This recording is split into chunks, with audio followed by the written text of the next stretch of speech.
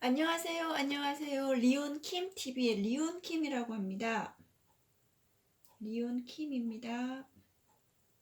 오늘은 2020년 5월 11일입니다. 지금 여러분이 보고 계시는 이 화면은 2020년 5월 10일자 퍽스 뉴스가 되겠습니다. 지금 이 방송을 진행하는 앵커는요, 터크시가 되겠고요.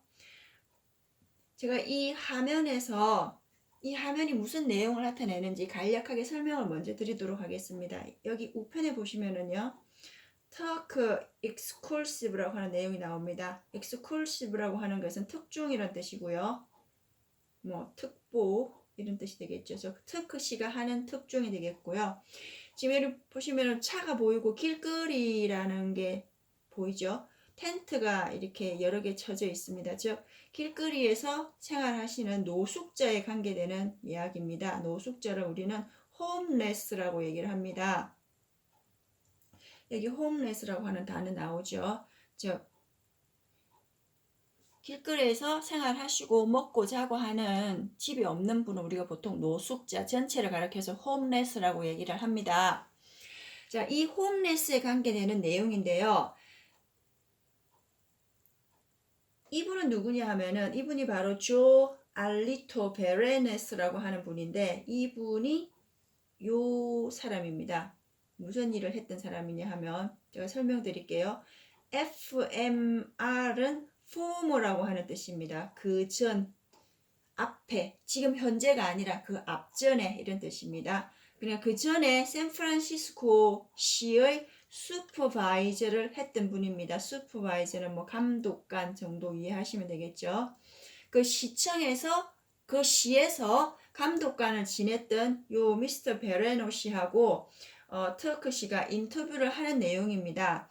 여기 가운데 있는 내용을 한번 살펴보겠습니다. 샌프란은 샌프란시스코를 줄여서 가리키는 겁니다. 보통 SF라고 보통 얘기를 많이 합니다. 샌프란 officials. 이게 문장의 주어가 되겠습니다. 여기서 말하는 official은 시청 공무원을 뜻합니다. 공무원. providing. provide 한다는 것은 제공하다라는 뜻입니다.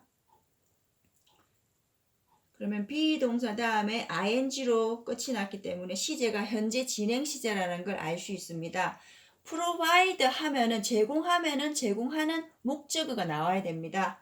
즉 그 목적어에 해당하는 단어가 drugs입니다. drugs. 여기서 말하는 drugs는 뭐 합법적이나 불법적이나 다 합쳐서 총체적인 어떤 약, 마약, 여기서는 뭐 술까지 다 포함해서 전체 총체적으로 얘기를 하는 것 같고요.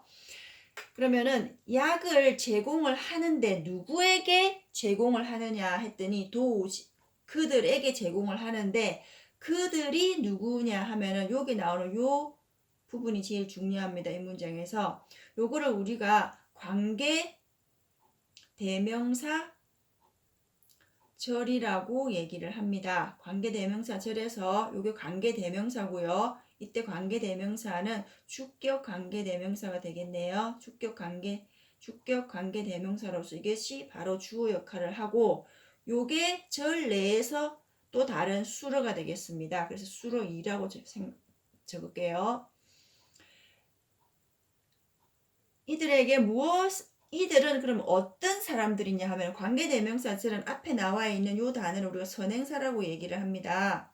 이 선행사에 대한 상세하고 추가적인 설명을 관계대명사절이 설명을 하는 내용을 담고 있습니다. 그러면은 who are suffering from addiction. addiction이라고 하는 뜻은 중독이라고 하는 뜻입니다.